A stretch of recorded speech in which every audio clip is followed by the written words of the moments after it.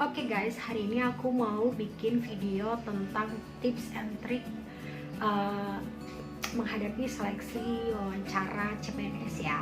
Nah, kenapa aku bikin video ini? Karena aku tertarik aja untuk sharing ketika teman aku nanya gimana sih kak menghadapi tes CPNS gitu. Pernah ada pengalaman apa, boleh nggak dibagi gitu. Makanya aku bikin ya. Nah, mudah-mudahan video ini berguna buat siapapun yang menonton dan lagi berjuang untuk masuk di seleksi wawancara CPNS. Jadi aku hanya fokus di wawancara.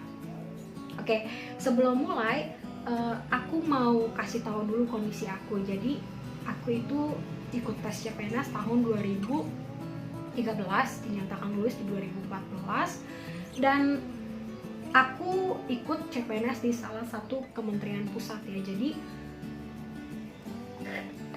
nggak bisa di-compare gitu, artinya apapun yang aku ceritakan dan aku sharing di video ini 100% pengalaman aku sendiri. Jadi kalaupun di 2020 berbeda, makanya harus bisa dilihat lagi gitu di tahun 2020 ini gimana sistemnya, dan itu disesuaikan aja. Dan aku nggak akan sotoy gitu, maksudnya ya nanti dicari sendiri aja dari Google atau YouTube kan, sama buku-buku CPNS dan bisa di-compile.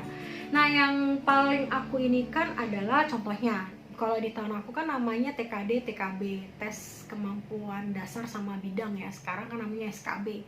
Jadi apapun namanya pasti ada perbedaan di beberapa sistem gitu, tapi mungkin nggak terlalu jauh beda gitu.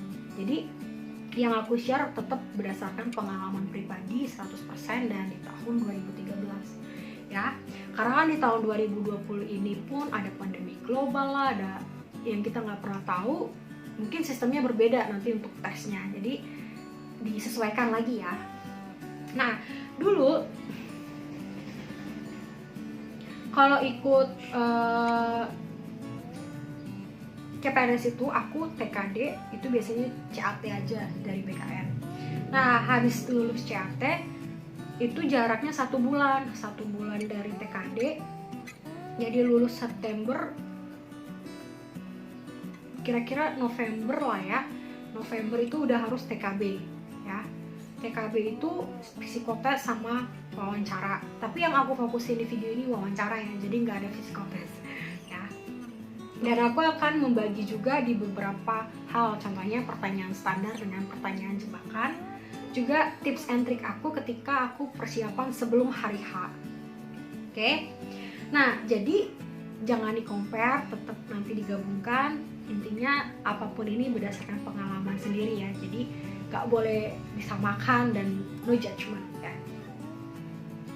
Jadi pas habis TKD lulus, aku tuh langsung menyiapkan informasi itu. Benar-benar aku nyiapin. Jadi aku nyiapin pertanyaan dari Google sama buku-buku CPNS, sama istilahnya orang-orang yang mungkin udah pernah lulus CPNS duluan lah ya. Ditambah lagi aku tes sama latihan sama seorang HRD lah di salah satu perusahaan. Dia ngebantu aku untuk melatih ketika aku diwawancara tuh gimana gitu, karena kan sebenarnya pernah diwawancara di kantor swasta gitu ya, tapi mungkin akan lebih oke gitu. Waktu itu aku rasa dengan kita latihan kan udah 1 tahun lebih nggak ikut wawancara, jadi beda gitu. Dan dulu masih belum se-confidence ini gitu, jadi aku benar-benar latihan gimana ngomong itu biar nggak kepanjangan, nggak lebay tapi nggak kurang, terus bisa bikin chemistry yang enak gitu, first impression yang enak sama wawancara aku, dan kiranya sesuai gitu, bisa meyakinkan dan lulus gitu ya. Jadi dulu tuh bener-bener belum zaman YouTube ya, zaman YouTube tuh belum, jadi bener-bener lebih kebanyakan Google sama buku dan dari pengalaman orang aku belajar, compile satu komputer, biasanya pertanyaannya apa aja. Oke, nah sebelum itu aku pun bener-bener mempersiapkan kebutuhan wawancara seperti apa. Kayak aku nyiapin baju apa yang kira-kira pas ya, rapi, terus sederhana, bersih gitu kan, dan nyaman. Itu paling penting karena kan wawancara. Dan itu harus disesuaikan dengan formasi pilihan kita. Contohnya waktu itu aku melamar sebagai Widya Iswara, jadi kira-kira kalau mengajar terus ini kira-kira aku datang untuk dengan pakaian yang meyakinkan gitu bahwa ini cocok nih, ini pas nih gitu kan. Dan aku memastikan alamat tempat tesku. Jadi aku tahu dulu, oh nanti aku akan tes di sini. Nah dari situ aku latihan, tapi aku akan fokusin dulu yang paling penting adalah bagaimana aku benar-benar istilahnya menyiapkan pertanyaan itu ya. Itu dulu jadi aku komel tuh kan, itu dulu banyak banget kan tes wawancara, aku kumpulin pertanyaan, aku tulis 1, 2, 3 itu bener-bener kayaknya sampai berapa lembar banget gitu. Biasanya yang ditanya tuh apa aja gitu, bagaimana prosesnya gitu, bagaimana ininya, bahkan pertanyaan jebakan tuh aku list.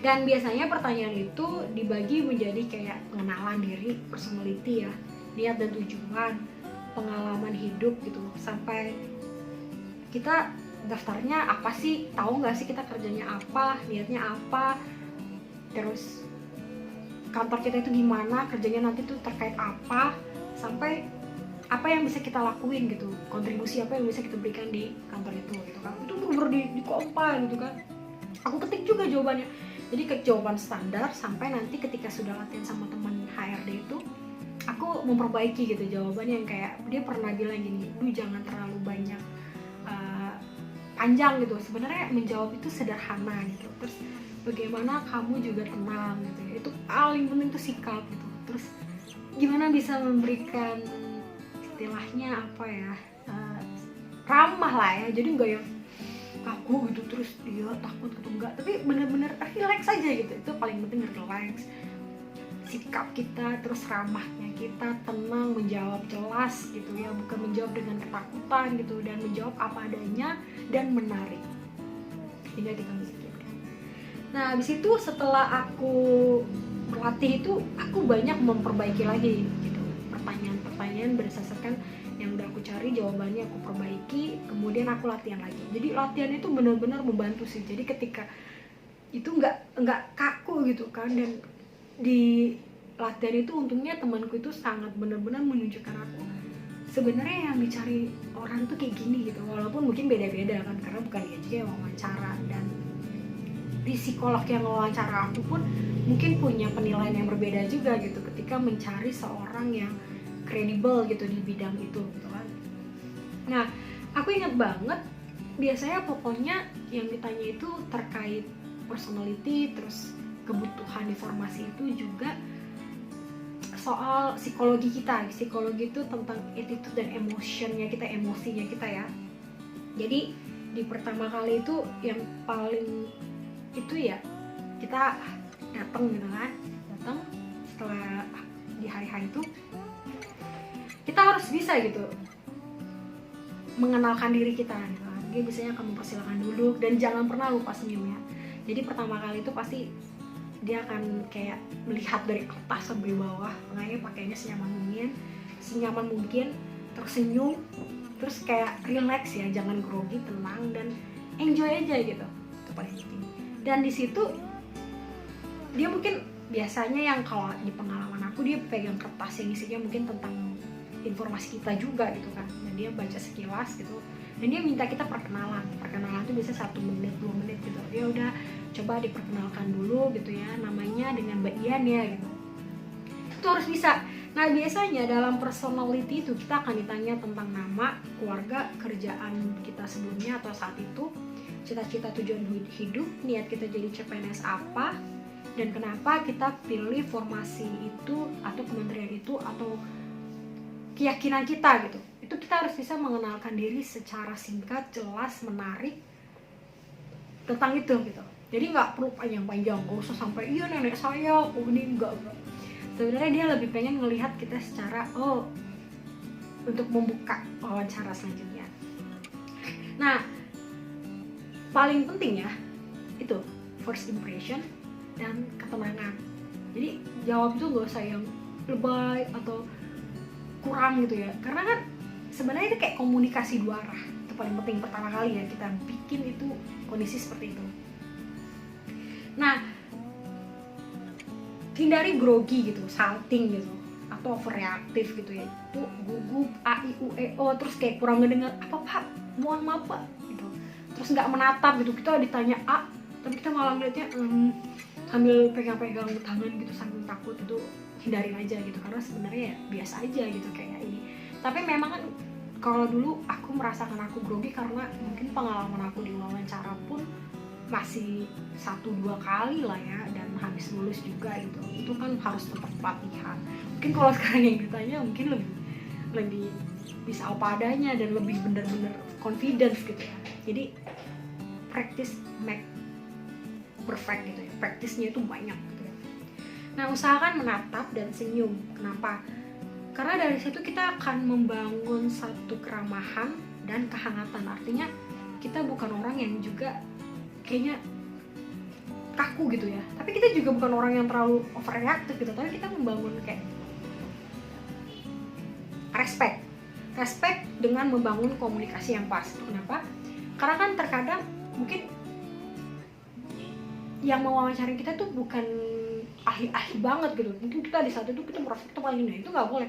Kita tetap merasakan bahwa kita pun di sini lagi dites ya, jadi kita harus tahu kita yang lagi dites.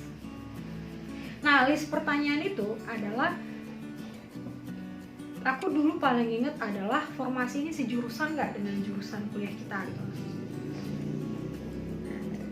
Apa yang membuat kita cocok, pas atau layak, visi misi hidup kita, apa yang kita ketahui soal job desk kita di formasi itu harus kamu tahu ya. Terus kenapa kita milih kementerian ini sedangkan banyak kementerian lebih ini? Aku dulu jujur gitu, bahkan di alasan aku itu karena satu ya, selain suka dan memang passion aku, terus yang aku jawab jujur adalah aku punya peluang lebih.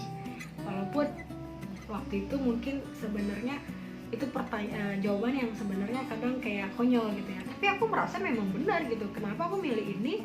Selain karena aku suka dan punya skill di bidang itu, satu sisi dia punya peluang lebih gitu, karena kan waktu di zaman aku dulu itu daftar CPNS tuh bisa di berbagai kementerian ya gitu. Jadi waktu itu aku pun lulus nggak cuma di kementerian itu gitu, aku jujur gitu.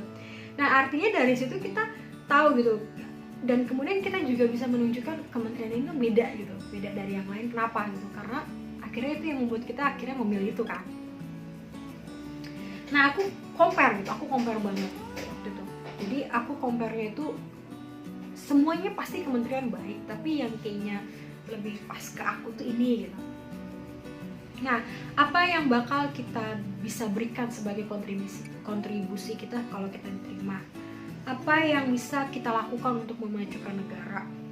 Bahkan dikasih soal keadaan faktual gitu. Jadi dulu yang paling faktual adalah kan aku tentang pembangunan daerah tertinggal. Itu benar-benar gitu, gimana dong kamu bisa memajukan daerah tertinggal gitu. Dulu aku sampai bisa bilang aku nyari begini. Jadi bisa dibilang aku kan gak punya pengalaman ke daerah-daerah ya. Aku masih baru lulus kerja di swasta, education consultant. Tapi aku tahu gitu, untuk memajukan satu daerah, satu negara, yang paling penting dan pokoknya banget itu adalah sumber daya manusia. Jadi di situ sesuai lagi dengan bidangku pendidikan. Jadi aku akan ngomong di bidangku aja, aku nggak mau yang sotoy gitu. Ya aku percaya paling penting adalah sumber daya manusia, Pak. Jadi bukan soal sumber daya modalnya, sumber daya alamnya gitu, semua bisa habis. Tapi yang paling penting dibentuk adalah sumber daya manusia, Pak gitu. Nah, itu harus diyakinkan dulu. Terus kamu gimana membangunkan daerah yang susah gitu untuk akses pendidikan? Itu benar-benar aku cari jawabannya. Sehingga di situ waktu itu aku benar-benar belajar bagaimana kita bisa berinovasi dan sinergi gitu kan. Itu benar-benar proses yang pembelajaran dan dilatih gitu. Itu latihan. Dan memang ketika aku bekerja memang pasti gitu. Jadi nggak sesuai yang ngomongnya, nggak berdasarkan praktikal ya. Jadi seimbangkan gitu, dari kita pernah kuliah diajarkan apa dan keadaan realnya gimana, sehingga kita memberikan solusi. Itu kan paling penting begitu ya, menjadi problem solver gitu ya. Nah, kemudian biasanya yang ditanya adalah apa sih yang menjadi kelemahan dan kelebihan kita. Terus kayak kira-kira gitu ya, kalau Bu ini kita cocok nggak ya di bidang itu gitu, informasi kita gitu. Nah, itu waktu ditanya kelemahan, aku ngejawab kelemahan saya itu adalah suka membantu orang. Wah, Dia nanya, kok kamu bilang membantu orang untuk lemah? Iya, karena ternyata yang saya sadari adalah saya nggak bisa memberdayakan orang dengan rasa kasihan, karena dulu saya tuh suka membantu orang karena saya merasa kasihan. Padahal sebenarnya kalau kita mau memberdayakan orang, kita harus bisa melihat kelebihan dan kelemahan dia gitu. Jadi di mana kita mampu membantu dia dan di mana kita mampu untuk melepaskan dia supaya berdaya aja gitu tanpa kita gitu. Itu pembelajaran yang aku juga tidak hanya sekedar ngomong, tapi memang benar karena pengalaman pribadi ya gitu. Kayak juga ya kalau bisa dibantu terus ya nanti jadi manja gitu. Tapi kalaupun aku bisa bener-bener seimbang antara ada saatnya aku dibantu dan ada saatnya aku berjalan sendiri, ya inilah aku gitu, menjadi pribadi yang berdaya diri gitu. Dan itu memang terkait juga dengan formasi yang aku pilih gitu kan. Jadi nanti akan menjadi sumber daya manusia yang unggul ya, itu paling penting. Nah kelebihannya, jadi waktu itu pun aku menjawab tidak berlebihan, tidak arogan, tapi tidak juga kayak nggak boleh dia nyebutin banyak-banyak ntar ngerasa kayaknya biar kelihatan rendah diri. Enggak, rendah diri itu enggak banget sebenarnya. Yang paling penting kan rendah hati. Jadi kalau kelebihan aku bilang gitu, aku suka mengajar. Kalau ngajar tuh bisa all out banget untuk nyari ide-ide kreativitas, bisa bener-bener kayak lupa waktu, bisa bener-bener giving from heart banget gitu. Tuh aku ceritain gitu, saking istilahnya kita bilang begitu supaya dia juga bisa melihat gitu. Karena kan ketika kita ngomongin kelebihan kita, dia akan melihat itu apakah sesuai gitu, apakah itu ideal. Dan kalau dia ngomongin kesulitan atau kelemahan, dia bisa melihat bagaimana ya nih calon yang di tes ini kalau ngadepin problema hidup gitu, atau ngadepin kesulitan dalam bekerja gitu. Apakah tipenya cengeng atau tipenya menyerah gitu. Sebenarnya kan yang dicari adalah orang-orang yang sebenarnya juga seimbang aja gitu. Dia mampu nanti untuk berinteraksi kuat dan juga bukan tidak mengelakkan akan ada masalah ini juga gitu ya, tapi dihadapi gitu. Nah di situ juga dites tuh pertanyaan menjebak biasanya tentang gaji. Yakin nih gaji di swasta dulu berapa gitu kan, di PNS kan gajinya kecil. Terus yang kedua, kamu siap nggak ditempatkan di mana aja gitu. Walaupun pada ujungnya itu ya kita harus siap aja gitu, kita nggak pernah tahu.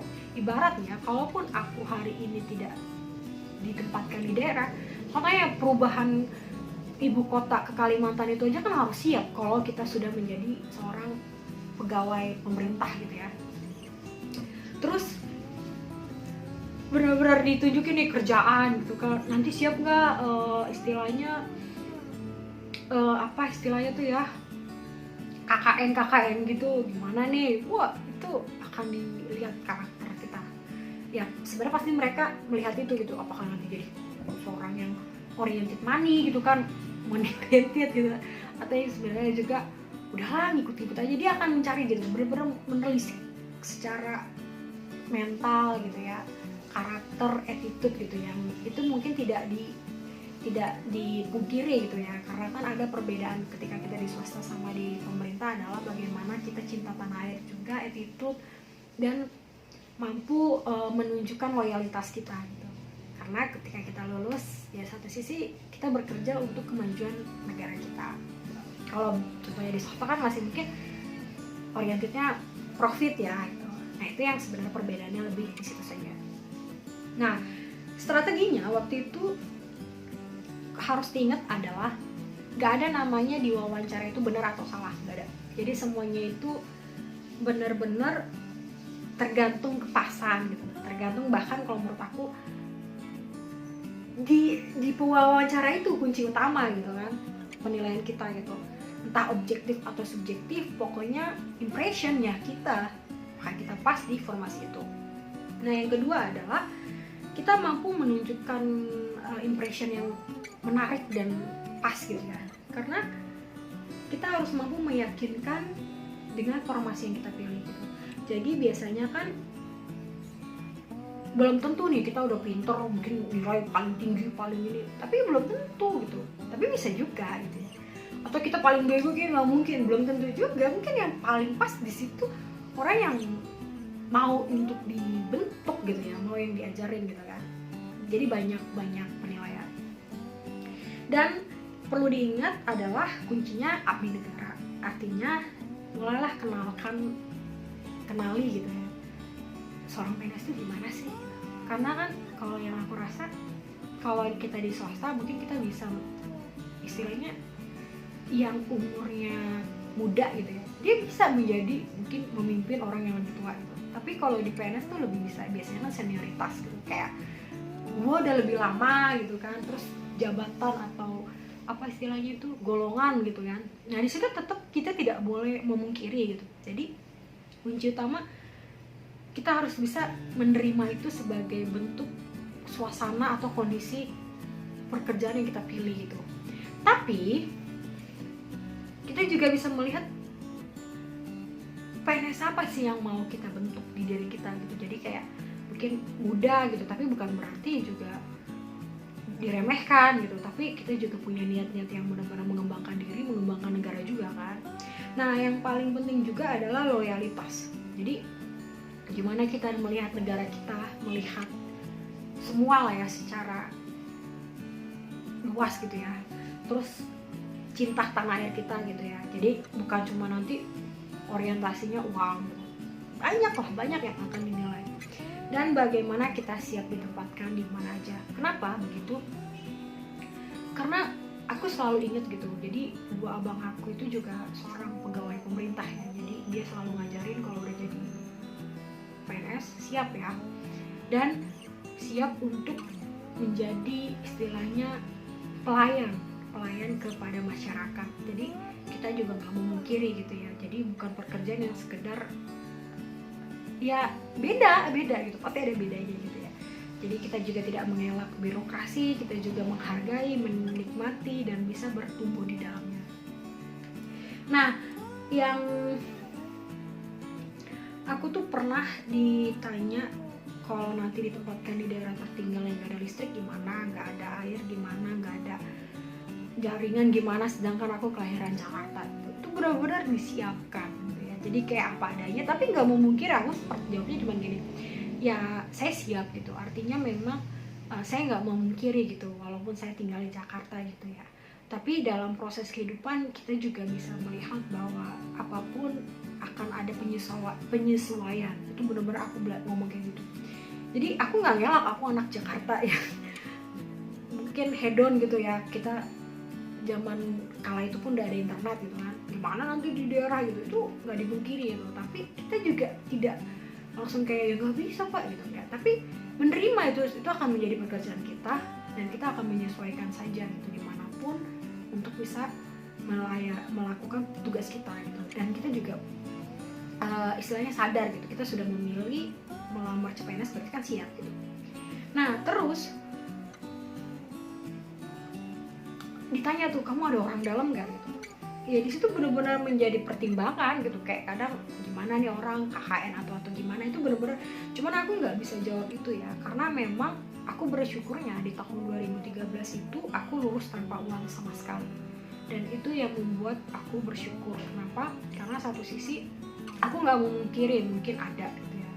Dan aku nggak mau bahas terlalu panjang. Kenapa? Karena yang paling aku syukuri minimal aku tidak menyusahkan ibu aku untuk mencari pekerjaan gitu ya.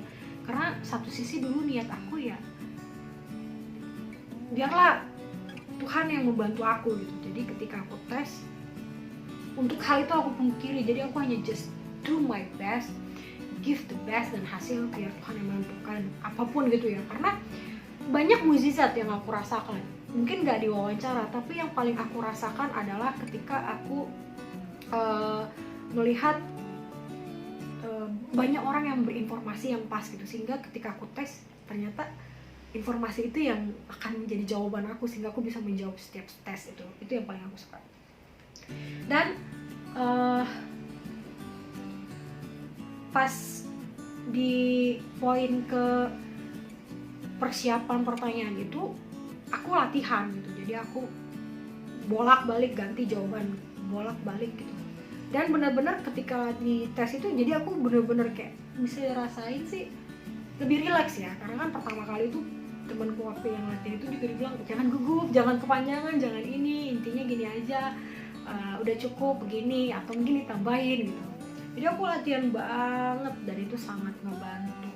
Jadi aku nggak yang keki gitu, pertama kali datang udah langsung senyum, dari relax dan enjoy banget wawancaranya. Dan itu bener-bener kayak ya udah gitu udah kelar gitu, tinggal berdoa aja. Jadi pas latihan itu bener-bener kayak kita latihan sikap gitu. Terus gimana kita nggak kaku gitu, boleh gerakin tangan. Terus kedua, gimana kita senyum, bagaimana kita ngejawab, bagaimana kita kayak memberikan kesempatan wawancara untuk ya itu aja Pak, mungkin ada yang Bapak mau tanyakan lagi gitu. Atau mungkin kita bisa lebih kayak melihat kalau kita contohnya lagi tadi gimana Pak, mohon maaf, biar pas lagi gitu. Jadi kita bisa nanya juga, itu kayak membangun confidence itu kan juga nggak, awalnya menurut aku tuh karena latihan itu. Nah, dan aku mengurangi menjawab terlalu panjang, itu penting banget. Kita kan lihat itu supaya yang kita jawab tuh detail gitu ya, ternyata kadang nggak butuh gitu kan, tapi ada juga yang butuh. Jadi ada juga saat itu di wawancara, di latihan itu aku disuruh nambahin, kayaknya ditambahin deh, jangan cuma itu doang, kalau cuma itu doang kayaknya nggak menarik gitu. Jadi kuncinya komunikasi yang seimbang, enak, saling satu sama lain, dan bisa membangun kayak istilahnya sesuatu yang membuat dia itu tuh kayak tertarik gitu dengan jawaban-jawaban kita gitu ya. Yang memang kita pas untuk di formasi itu. Nah, bisa dibilang tuh yang paling harus diingat adalah wawancara itu kan biasanya 15 menit. Paling lama tuh 30 menit lah ya, 45 menit lah ya. Jadi harus benar-benar masuk gitu. Kadang bahkan kalau udah nggak nyambung, biasanya mereka akan mempercepat. Tapi mungkin kalau udah ini, mereka akan mempertanyakan lebih lagi. Tapi kalau contohnya terlalu ini juga, pasti ada tetap jangka waktu. Jadi kita harus bisa melihat sesi-sesi setiap pertanyaan itu, sehingga sebenarnya secara target itu memenuhi gitu, dan kita dinilai dengan baik. Ya itu paling penting. Jadi jangan ada tuh kayak kereta gitu kan, panjang tapi nggak ada inti, atau terlalu udah itu aja. Contohnya gimana Mbak, bisa nggak contohnya ditempatkan di daerah tertinggal? Bisa kan, nggak gitu doang, tapi bisa Pak, karena memang satu sisi saya siap, ketika saya sudah melamar ya saya siap aja gitu. Jadi nggak cuma bisa gitu kan, nggak gitu kan. Biasanya pertanyaan ada yes or no ya. Nah, atau yang mungkin pertanyaannya itu cuma bisa apa enggak gitu. Jadi itu paling penting. Nah, oke, menurut aku sih itu aja. Jadi yang paling penting itu adalah bagaimana semua itu dipersiapkan, dan bagaimana pokoknya yang tadi pesan aku tuh, SKB itu nggak ada benar, nggak ada salah ya. Dan apapun nama tesnya di 2020, overall menurut aku pasti semua hampir mirip lah, sama aja sebenarnya kayak wawancara di kantor swasta gitu ya. Jadi cuman hanya perubahannya mengikuti zaman dan mengikuti peraturan yang ada di tahun ini gitu ya. Dan tetap lagi ya, di akhir video ini aku mau bilang jangan di-compare di setiap tahun ya, pasti ada perbedaan. Karena kayak tahun aku aja, next year-nya itu hanya satu orang boleh melamar satu kementerian, jadi nggak boleh semua, jadi langsung beda gitu ya. Tapi ya sistemnya hampir mirip-mirip. Nah, apalagi